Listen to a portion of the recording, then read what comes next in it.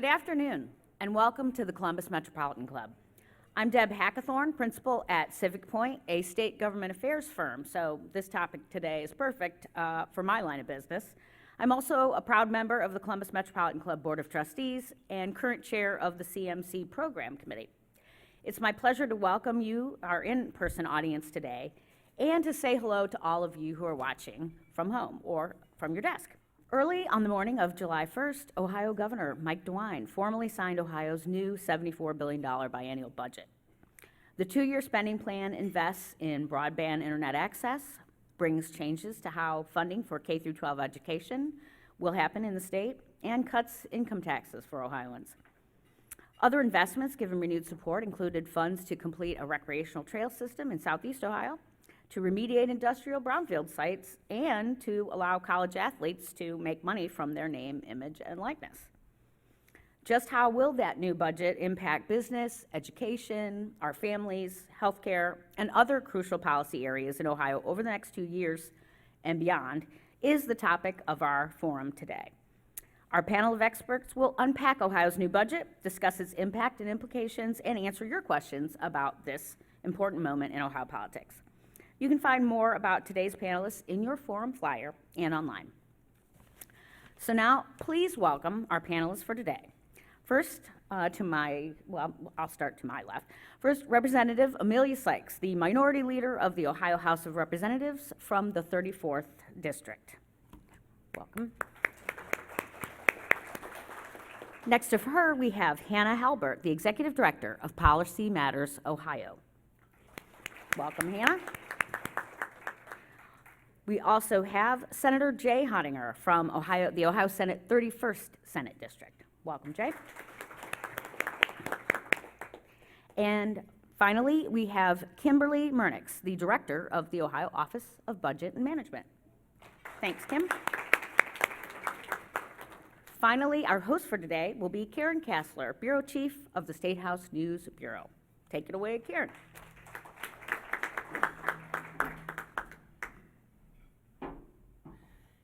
Hello, happy new fiscal year.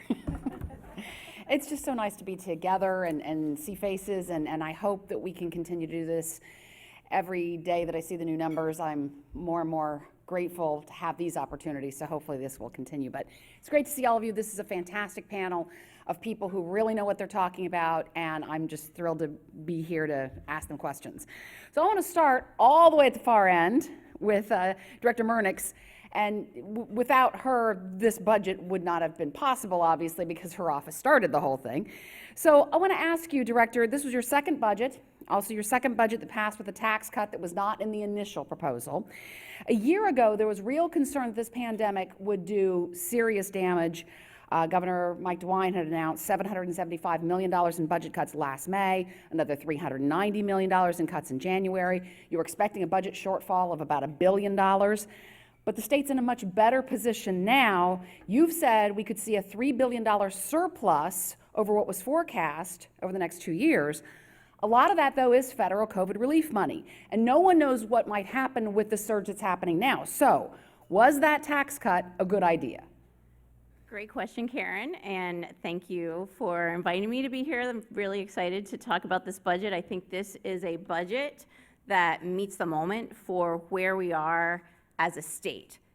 Absolutely true. A year ago, when OBM started planning this budget, there was a tremendous amount of uncertainty around both the course of the pandemic and the economic effects of it. We're at a point now where we have much more stability in both the global, national, and Ohio economies.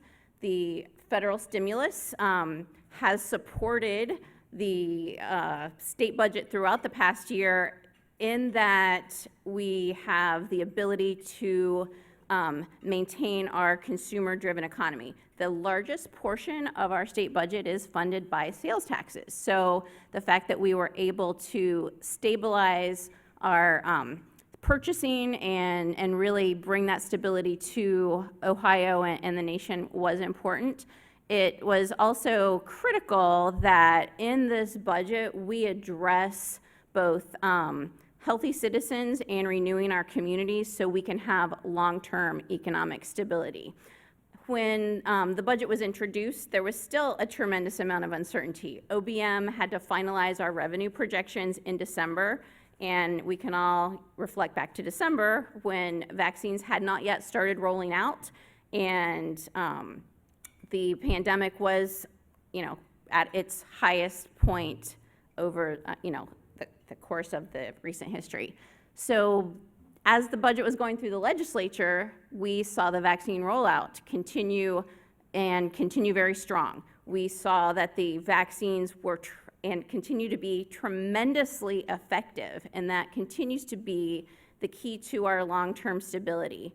The tax cut that is in the budget is absolutely fundable. It is supported by our revenue projections. It's not supported by one-time federal dollars. It's our ongoing revenues, both from our state sales tax projections and our income taxes. Those make up the biggest portion of our state general fund budget. So we saw that even as we entered this new biennium, our revenues continue to be strong.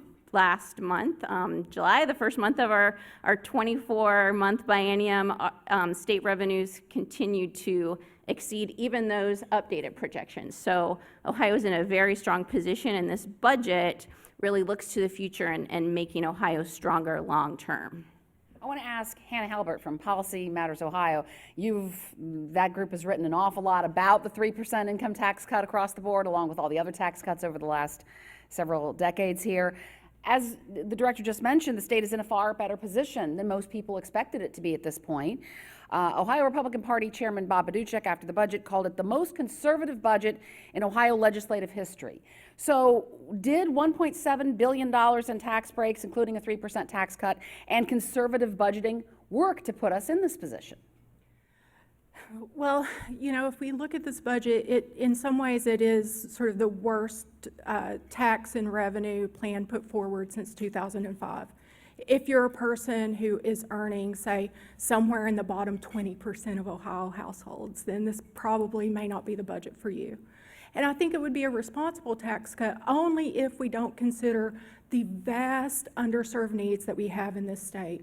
Our infant mortality numbers, the Black mortality rate for moms, our education system, the high cost of college education here, even at our community colleges.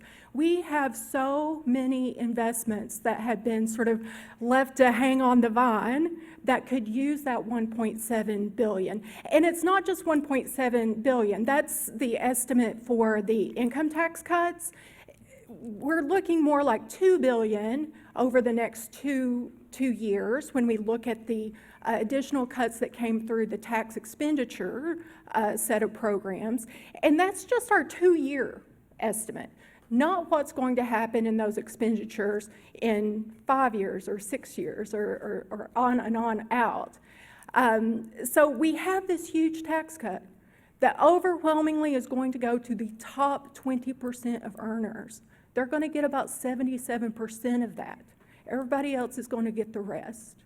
And we look at the Fair School Funding Plan, which was only able to pass this time because there was a huge push from teachers and parents and kids and school administrators to get it done.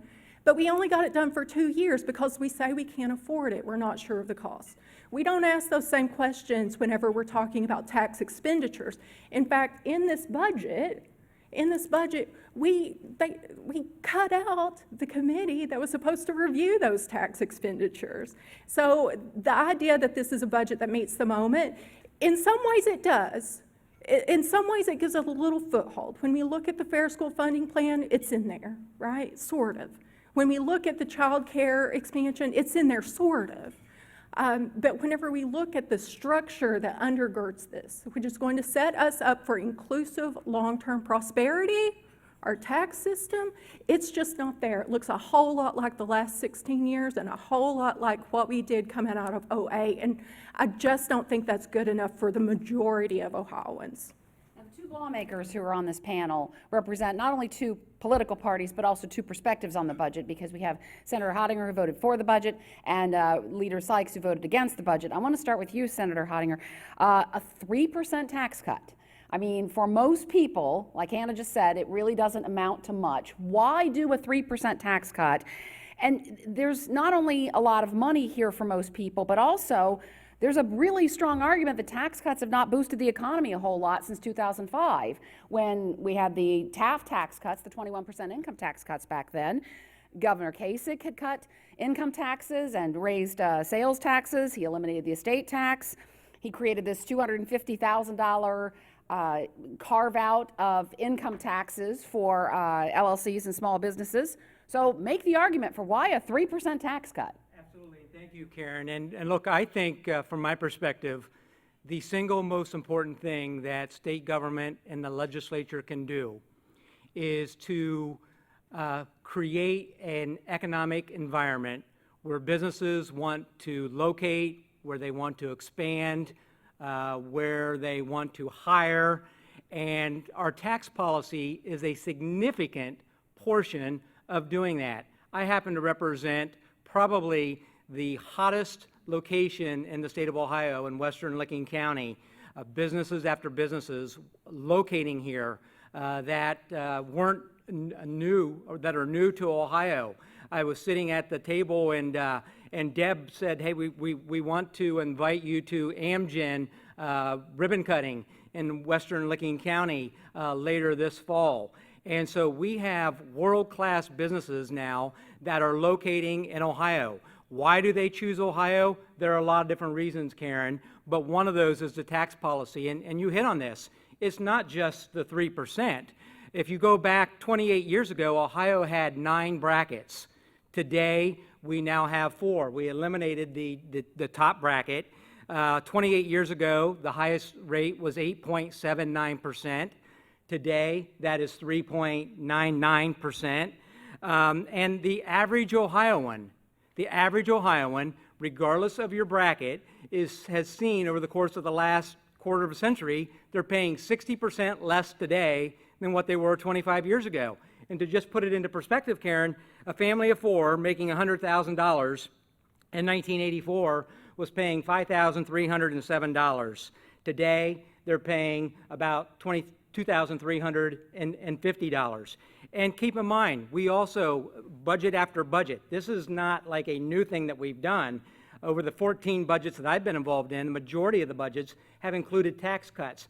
When we're in competition for jobs, we're competing not just Kentucky and Indiana.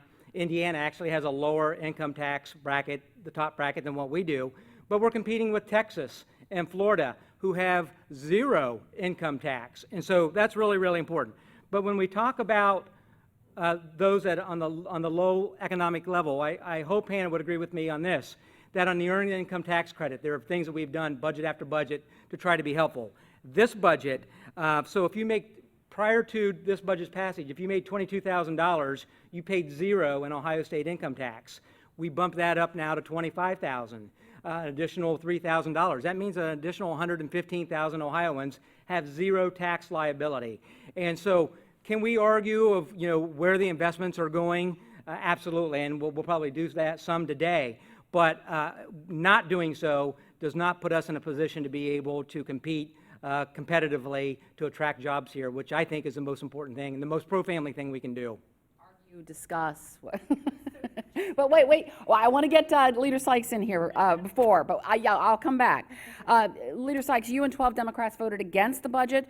All Democrats but 1 in the Senate voted for it. 2/3 of your House caucus voted for it. Why did so many members of your caucus vote for a Republican-crafted budget with an election year ahead? And would you have preferred that they would have joined you in voting no? Well, thank you for that question, Karen. And first of all, this is a very dynamic panel, and I'm excited to see what's next as well. I hope you all are enjoying it as much as I am. To answer your question directly, Karen, I think all of the members of our caucus, both the Republicans and the Democrats, we all have districts that we represent, and our votes reflect the needs of those districts. One of the reasons I did not vote for this budget was the tax policy. We have a very aggressive tax policy and tax structure here in the state of Ohio. And eventually, I do hope that we start to right that so that the highest wage earners are in a position to pay their fair share, that those of us in our communities who are not earning as much can have some relief so that they can find their access to Ohio's promise of better lives and brighter futures. And so we were shocked. We talked to folks in the administration, and we're looking forward to a budget where we didn't have to have this fight about tax cuts, especially understanding the precarious situation that we would be in with COVID and wanting to be responsible and a bit conservative with our spending, especially for an across-the-board tax cut that really is unevenly applied and benefits those who earn more, who were actually doing very well during the pandemic, to the detriment of those who earned less. One thing that we offered as a caucus, as a compromise, was to expand the Earned Income Tax Credit, which has been touted as the greatest anti-poverty program in this country, to give single parents and families earning low wages the opportunity to have a refundable tax credit to put that money back into the economy so that they are buying goods and services and eventually paying those sales taxes, which we heard comes so much as part of our revenues and the ability for us to pay for such a large budget that we have this year. And so some of us were disappointed with that tax cut. We obviously want to get more money in people's pockets, whether that's through increased wages or a more progressive tax structure that benefits our lower wage earners so they can participate more and find themselves in the middle class.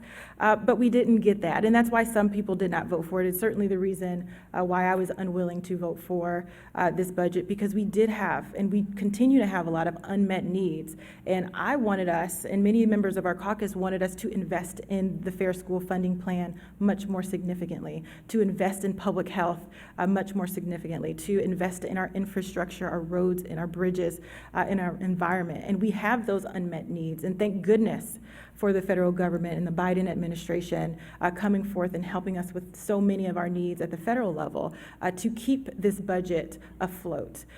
They really saved Ohio as well as many other states, and we are so grateful for the leadership from the federal level. But I do think that this budget was a mixed bag. I mean, we often said that there were certainly some good things in there, but certainly some rooms for improvement, and certainly that tax cut that could have and should have benefited those who were struggling the most and continue to struggle through this pandemic and otherwise. We just didn't see that, and I do hope that we can start to correct that sooner rather than later so people truly have access to financial prosperity. One thing I do want to quickly say before I turn it back over to you, Karen, is, tax policy and the tax rate is not the reason why people come to Ohio. In fact, the governor in his proposed budget had a advertising campaign, and some of these ads, we've seen them on social media, talking about our lower tax rate. The legislature nixed that part, and part of that was talking about the low tax rate. So the legislature itself decided it wasn't even important to tell people about this one thing that brings everybody here. But when I talk to people and I listen to business owners say, what brings you here, what attracts you to Central Ohio, which we know is booming and growing from our census data, it's the people. It's the investment in the people. Whether there's a workforce that's well educated, that people don't feel discriminated against. Passing the Ohio Fairness Act would be a great thing to get more people into our other parts of our state. So it's not just tax policy is what brings people here. There's a lot of different things, and to suggest that just that one thing or that is the top-notch thing, I would argue that that's not the case, but it certainly is an important part of the infrastructure, but certainly not the most important. I'm sure you all have thoughts about what everybody else has said on the panel, and I want to get to some of those, but I'm going to make you work them into my questions, to the answers to my questions. I want to start talking about another huge element of this, the Fair School Funding Plan, which a couple of you have referenced. And very, very simply put, it attempts to try to deal with some of the problems in the existing school funding formula by coming up with a formula to calculate state aid based on 60% property taxes, 40% income for each district. Again, that's simplifying it tremendously, but that kind of encapsulates it. But the difference in the budget versus the Patterson plan that had passed the House last year was was supposed to be the 6-year phase-in. and now it's only a 2-year plan.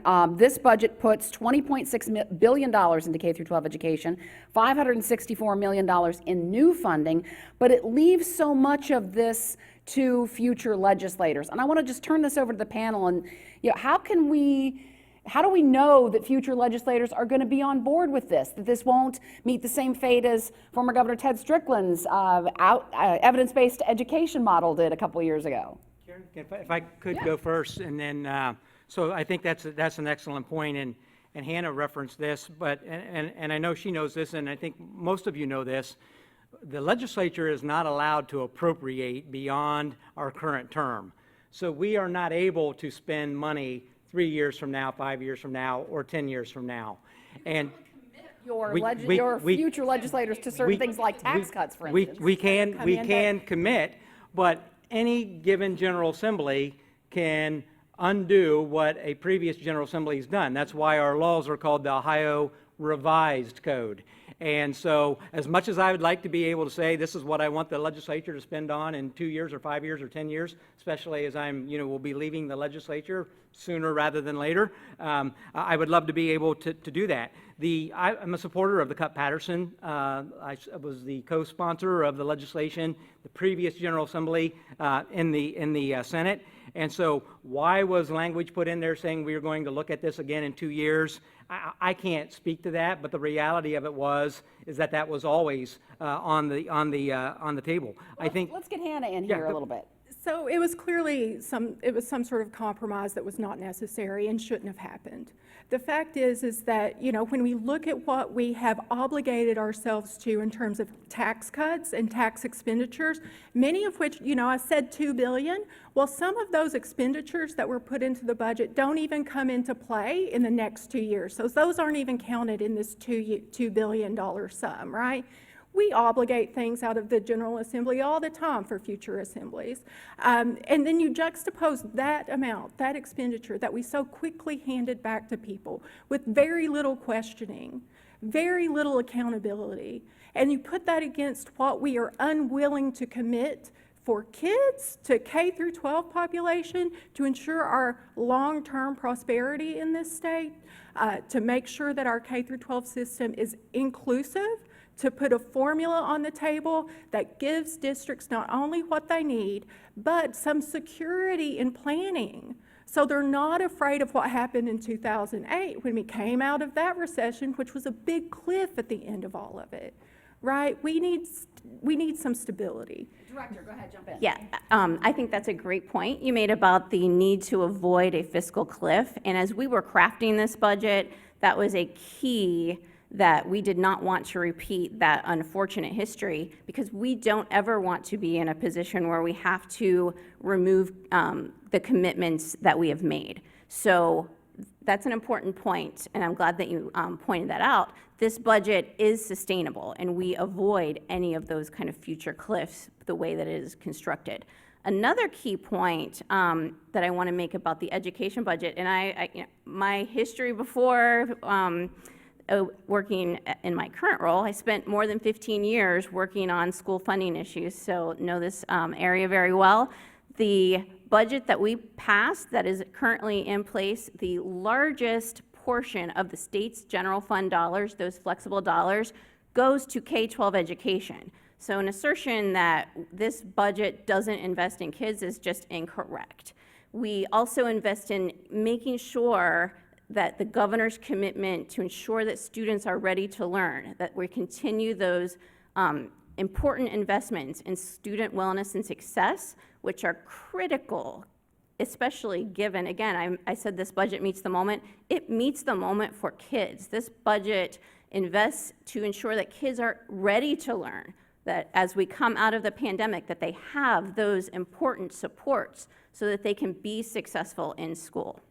So I want to have Leader Sykes weigh in here. We'll get back to you, Hannah. Yeah, I told you all this is going to be really good. Karen, you're doing a great job. So I think everyone is making very valid and significant points. And, to the senator's point, we are not able to oblige or force future legislators to our decisions. There is a revised code because we make changes. But to what Hannah said, it happens all of the time, where there are phase-ins or tax expenditures that take place not this fiscal year, but the next, and we've seen it before. But one thing I would like to highlight in this conversation is, as we're thinking about what our full budget prospects look like, and while we have a biennium budget, 2-year budgets to think of, we should be looking to the future and as forecasting as best that we can with a pandemic that is on its way to its 4th wave. And so the argument to perhaps have been a bit more conservative in expending funds in which could have been used in human capital, health and wellness, in education, ensuring that kids who have essentially lost a year of school and may lose another semester had all of the tools that they need, would have been a better decision, at least in my estimation. And again, was one of the reasons why I was unwilling to support this. And so as we look at this beyond just these 2 years in an attempt to guess what our future looks like, which is challenging, I would have preferred us to hold back a bit on that so that we could invest in the human capital, in people, in housing, in infrastructure, in health and wellness, so that we could make sure we had a healthy, willing participant workforce and students ready to learn instead of benefiting those who did well during the pandemic at the expense of those who did not. I want to ask you, before we get back to some of the monetary discussions, the budget is a policy document, so there are non-monetary things in here that don't take effect until October. For instance, a ban on local communities imposing fees for plastic bags, limits on hospitals where certain abortion providers can work, a ban on public-private partnerships on voter registration and education, legalized electronic instant bingo for fraternal and veterans organizations. You mentioned, or Deb mentioned, the name, image, and likeness proposal for college athletes that actually was an executive order, but is also part of the budget as well. A provision of the budget requires schools notify parents if sex education goes beyond abstinence only. And also a provision would allow medical professionals to deny treatment to patients if doing so would violate their personal beliefs. And that is one that's gotten a lot of attention. And I want to ask the panel about that one. Governor DeWine said of that, basically, that's not happening. But doesn't this put this into law where it can happen and it's protected if it happens? Yeah, and I frankly find that provision pretty unconscionable. In this country, we're all equal, and under the law and in God's eyes, we're all equal. And here we are setting up a pretty dangerous situation where someone could be denied the most basic of health treatment because of who they are, what they believe, what they look like, and it just feels like such a step beyond. That's not who I think Ohio is, and it's certainly not the kind of policy, as Representative Sykes mentioned earlier, that's going to bring people to this state. That is not a welcoming policy, and it's frankly one of those that whenever I look at some of the things, and including some of the other things mentioned in your list, Karen, that's divisive for the sake of being divisive. And it's really unfortunate that this has taken up so much public space and that it's actually made it into our public policy. Karen, if I could just add, so look, I often describe, no offense, Director, but I often describe the budget process as the process of allocating disappointment. And what I mean by that is no matter what we do, there's always people who are unhappy. No matter how much we spend, there's always more that we can spend. I always liken it, I had 3 daughters, and my oldest is here, and I often liken it to Halloween. Did you get enough candy, trick or treat? And the answer is always no. They never got enough. And so we can always, and we will always have debates, what are the appropriate levels in the investments that we're doing. And in addition, Karen, to a lot of dollars, a lot of zeros, there are a lot of policy decisions. And you know what?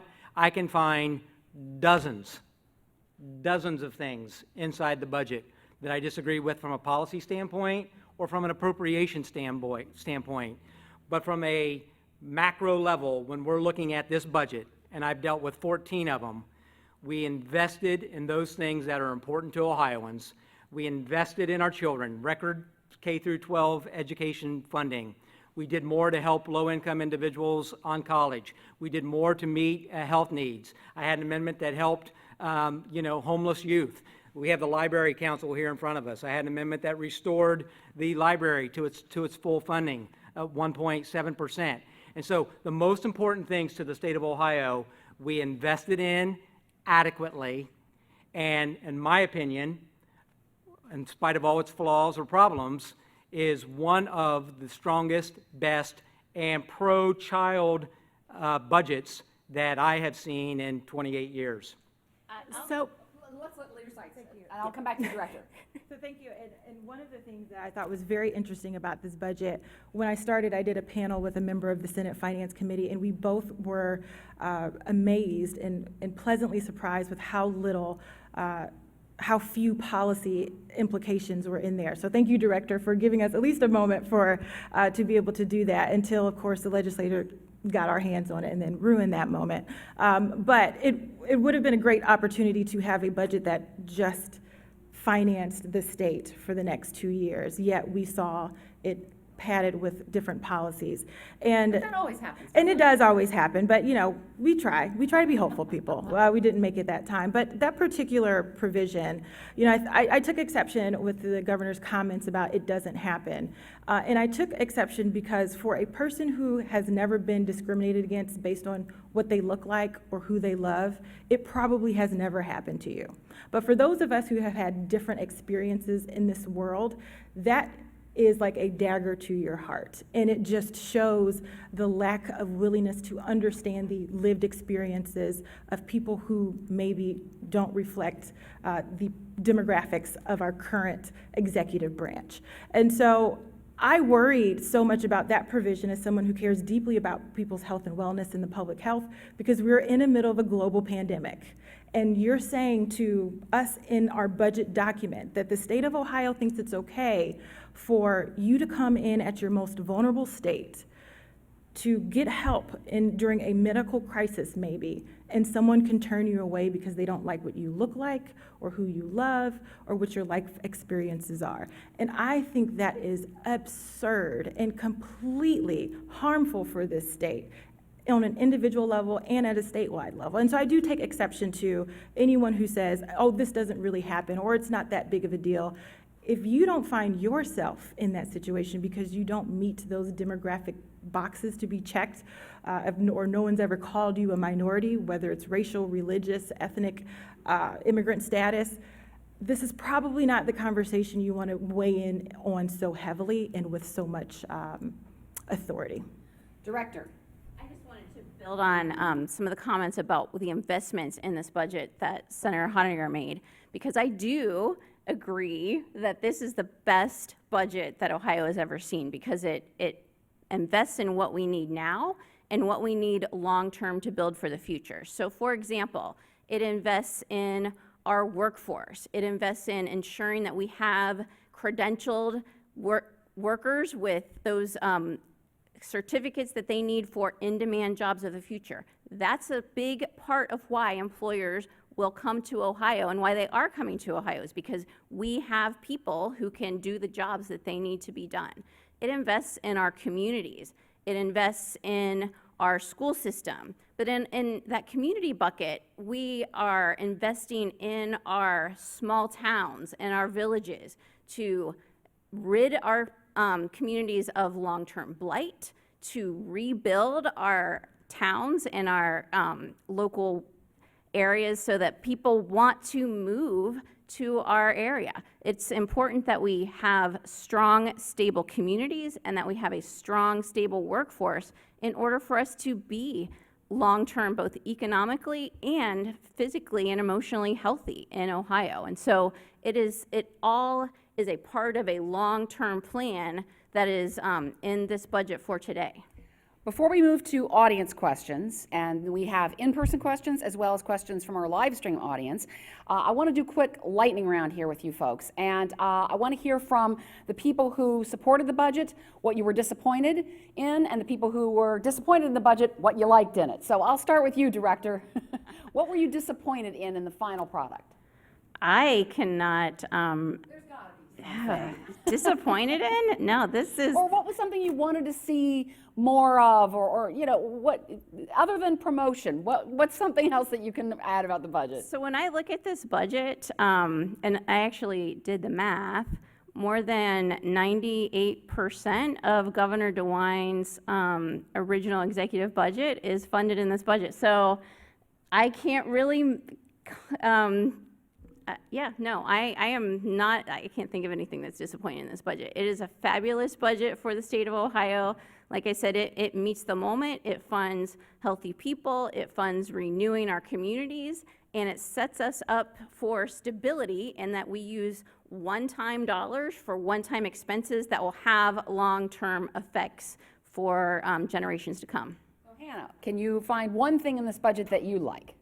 Here, I think that may be the difference between me coming from a C3 space is that I can find things that I like about this budget. When I look at this budget, I see the impact of moms and dads and kids and folks from all across the state who made calls, wrote letters, showed up at the Statehouse and said, I need this for my community. We need this investment. I see it in the Fair School Funding Plan getting that foothold. I see it in things like the expansion of publicly funded childcare, which is desperately, desperately needed. We've moved that up to 142% of poverty. Now, we talk about investment and this being such a huge investment budget, but we didn't even invest enough for Governor DeWine to fulfill one of his promises, which is to get that child care threshold up to at least 150%. So to say that this has done the job and we pat ourselves on the back, we did not finish the job on this. The reason why Ohio needs this level of investment is because we've had decades of disinvestment, of erosion, and so there are good points in this budget. I don't have to hide the ball on that stuff. I mean, we've retained the Step Up to Quality program to make sure that kids have high quality child care in the future and not just hanging out in front of a screen. There's tons of things in here, but it doesn't negate the fact that this tax proposal, this revenue scheme is one of the most unfair since 2005. Whenever we have so much of this going to the very wealthiest, people who are doing well, have done well, it's hard to say that this is a budget that meets the moment or really sets us up for long-term and inclusive prosperity. Senator Hottinger, you even mentioned that there are things in budgets in the past and even this one that you don't like. Can you talk a little bit more about what you wanted to see more of, maybe? Sure. Well, absolutely. Well, first of all, keep in mind, when we talk about the tax cuts, every single Ohioan got a tax cut, okay? Every single Ohioan. And again, I highlighted that, you know, those that are now at $25,000 or less have zero now tax liability. But the budget process, Karen, is even though it takes effect on July 1st, it had to be signed by June 30th and takes effect on July 1st, that's a finite timetable. The budget process is an infinite process. And what I mean by that is that we never arrive. We never wipe our hands and say, we've got it completely right, that it's perfect. And so for me, there's many more things that I like about the budget than I dislike. Could I have put more money than the $250 million on broadband expansion? Could I maybe have lived with 500? Absolutely. It was my amendment that provided funding for public funded childcare. Would I have liked to have gone to 150%? Absolutely. But it's a process. And when you look at it at the end of the day, for me, the real disappointments is that, yeah, there's more money I could have put here or taken it from here. We're always going to find that. But at the end of the day, we have a darn solid, good budget that serves Ohioans, particularly children and at-risk children, and one that I don't often sponsor or co-sponsor budget bills, but this was one that I was very proud to attest my name to. Mayor Sykes, you voted against the budget. What did you like about it? There has to be something, right? Yes, I'll give you two quick examples. One, the school funding Patterson plan, great foundation. Hopefully future General Assemblies will build upon that to make sure that our kids have the opportunity to learn and we get rid of this discriminatory public school funding program. The second thing was something local and near and dear to my community up in Akron and Summit County, was a reallocation of additional allocation of funds for a food pharmacy project to treat food as wellness and to encourage food insecure Ohioans to have access to healthy foods and essentially get prescriptions for fresh produce to help them if they are experiencing chronic diseases.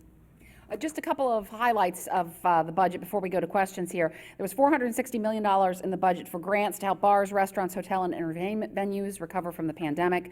$500 million for brownfields and the demolition of vacant and abandoned buildings. $250 million for grants for broadband, as the senator just mentioned. $170 million for the H2 Ohio Lake Erie Cleanup Program. $500,000 for children's services, foster care, and adoption programs, and $61 million for food banks. That's just some of what's in here. But I want to turn it over now to Jane, who has, I guess, either a question from the audience or a live stream question. Go ahead. Very good. Thank you, Karen, and good job, everybody. Very interesting panel. So I do have a few questions that people have submitted, but what we'll do is welcome questions from the folks who are in the audience here, and we'll try to do every other one. I don't have a lot of questions online yet. I think it's pretty complicated, and you have to know a lot about it before you can ask a question. Steve Swift, how has the growth of e-commerce, et cetera, or such as Amazon, impacted Ohio's budget, and how is the planning of future state budgets being modified to better align to maximize the the GRF, General Revenue Fund for Ohio? Maybe we start with the director, who should know. Sure, yes. The last budget, not this budget that we just passed, but the one just previous to that, did, following the Supreme Court's Wayfair decision, expanded our sales tax to include those online marketplace facilitators like Amazon and those online purchases. I will say that did have a stabilizing effect, especially given the past year during the pandemic. And so that was a very timely change that was made and did enable the state to sustain our financial position throughout the, when we were all, I think, probably buying more on Amazon than we had ever in the past. So it does have an effect. It is a stabilizing effect. And given where we see e-commerce and the economy moving to the future, I think it is, again, one of those changes that was very timely. Anybody else want to add a quick comment?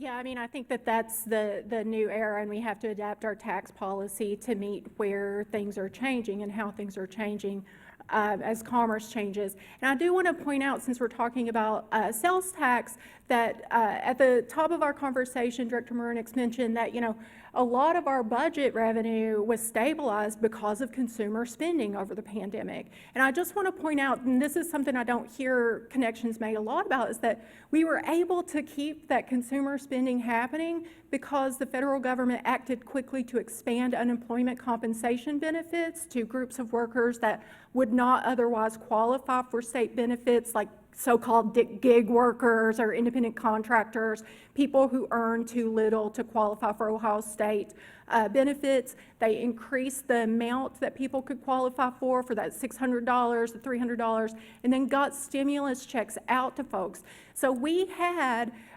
sales tax revenue coming in that helped stabilize the state, that stabilized our budget, that gave us that working room. And so that demonstrates the power of the government to do good in people's lives and the value of a functioning unemployment compensation system. It worked like it was intended. It was an automatic stabilizer. And actually, this afternoon, there is a hearing on that $300 weekly check. So that the very, very timely note there. So continuing with CMC's tradition of taking audience questions, let's go back to the audience for another question. Hi, I'm Ann Gabriel, Ohio University retired, and I am the treasurer of the Riverside Child Care Center. It's great to hear the funding in the budget for child care, and I'll put in an advertisement. It's not babysitting, it's early childhood education. But we'll be out of business in a year because we don't have enough kids. So there's this disconnect between the need for child care and those able to provide it. And one of the big things is transportation. So what, if anything, in the bill can help us get the kids that need the child care to the facilities that can provide it? Who wants to take that? I can start, and thank you for that question, and thank you for the work that you do. You're absolutely right. It is not daycare, it is early childhood education, and certainly we value that work and hope to expand it to as many children, every child, quite frankly. And there have been attempts to put that in the state constitution to require that for 3 to 5-year-olds. So maybe talking about the transportation budget perhaps is a better segue here. We do 4 budgets at the same time. We're mostly talking about the main operating budget, but the transportation budget was something that we talked about. The previous budget had historic amounts of public transit funding. And if you look at public transit in Ohio, we have been critically underfunded, and even with that historic investment that we saw in the last budget, we are still ranking in the bottom quartile of the country.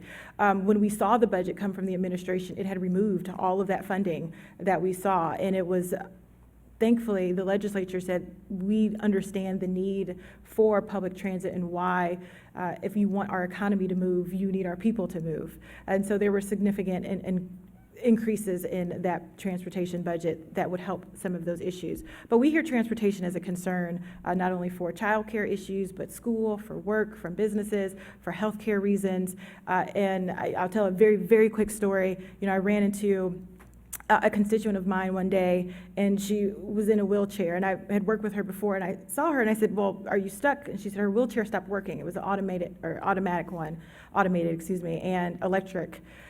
And so we were trying to figure out how to get her home, and my car wasn't large enough to put her wheelchair in her and me in it, and I was able to, on a Saturday, call our Metro system, so big shout out to Metro in Akron, and they sent out a SCAT vehicle, which was for people with wheelchairs or have mobility issues to get around. And because we were able to invest in public transit in that way, I could find a ride for my constituent who was on her way to an art class, who normally would not have been able to participate in the community without these types of resources. So it is so incredibly important, not only just to get people to school and your employees to work, but also to allow a lot of the community to engage with one another in ways that they wouldn't be able to if they didn't have transportation.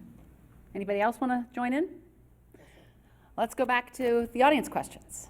Hi, Deb Hackathorn again. I was wondering, I know the media has covered extensively the fact that Ohio is a beneficiary, as all states, from federal COVID relief dollars.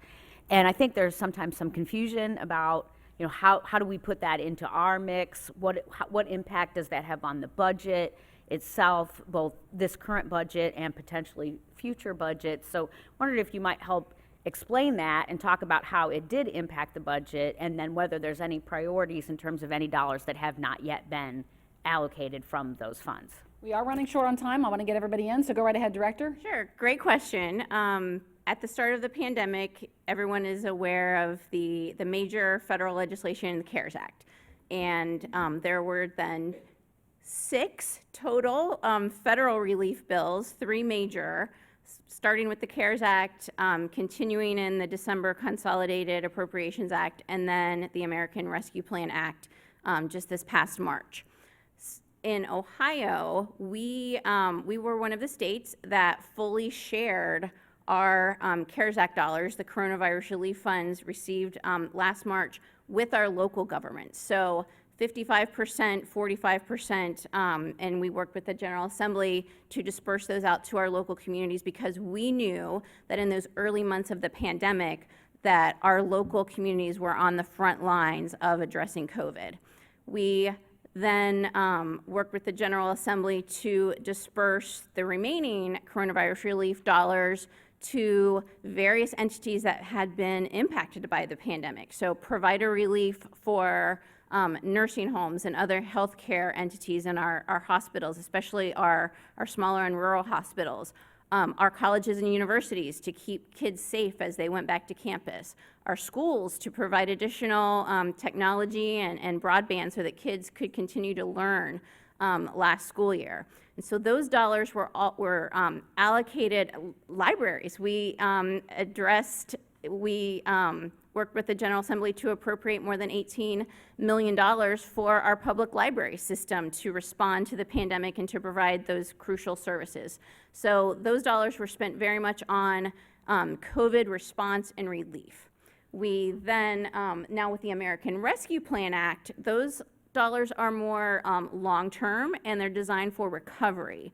And so we're continuing to look at where our needs are, how can we use those one-time significant dollars to make investments that will have long-term, will produce long-term dividends, so that we don't, what we have not done with these one-time federal dollars is prop up our ongoing government spending. So one-time resources for one-time investments that have long-term effects. We only have about a minute, and I want to give either Hannah or Leader Sykes the opportunity to rebut a little bit of that. So who wants to take it?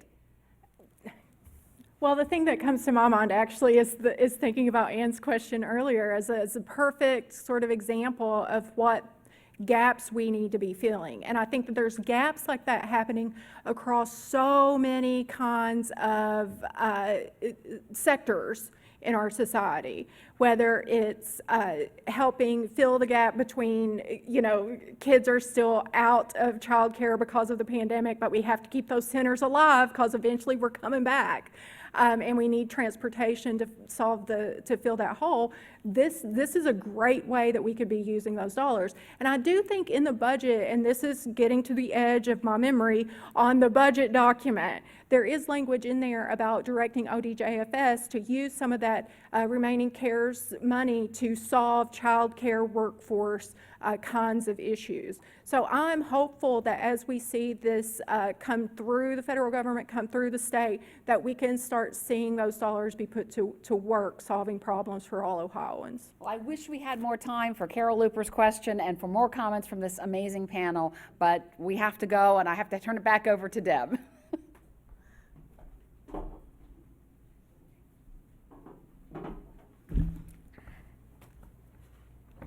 Well, I hope you found today's forum enlightening and informative. Hope you learned something new about the state budget today. Please make plans to join us next Wednesday as CMC will present Celebrate One, Reducing Infant Mortality and Closing the Racial Gap, with our special guest, Columbus Mayor Andrew Ginther, plus a panel of other distinguished experts. Our thanks to the Emergency Response Fund of the Columbus Foundation for our live stream partnership and with the Columbus Dispatch and PNC. And thank you to our online virtual seat patrons. And special thanks to our speakers today who engaged in a very lively discussion. Hannah Halbert, Senator Jay Hottinger, Kimberly Murnieks, and Representative Emilia Sykes, and of course our host, Karen Kasler. Thank you all so much for being here. We do look forward to seeing you next Wednesday as the Columbus Metropolitan Club presents another lively community conversation. Thank you.